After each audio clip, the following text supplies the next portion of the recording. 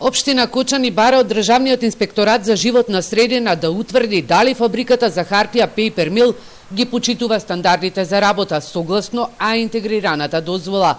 Од локалната власт сметаат дека чадот кој излегува од фабричкиот оджак не е од користење на метан за загревање на котелот, туку се користат пелети.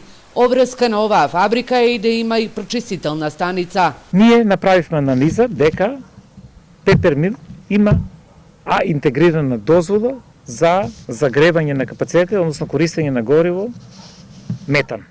Тоа значи дека Државниот инспекторат треба да утврди дали ги исполнил условите за добивање или одржување на интегрирана дозвола и во колку има промена на горивото за загревање, треба да направи соодветни филтри, се со цел да го нема загадувањето. И не е само загадувањето на воздухот, туку имаме и загадувањето на отпадните води.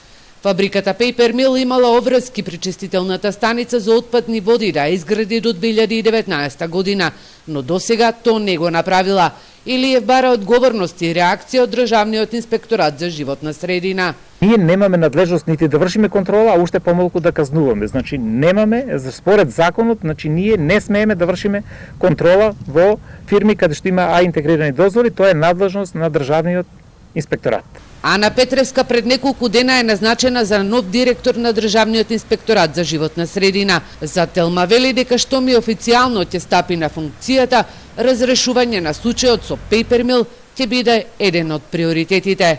Едно е на хартија, друго е во реалноста. Ние ќе направиме вонреден инспекцијски надзор за да ги утврдиме фактите и ќе постапиме по препораките од општина Кочани.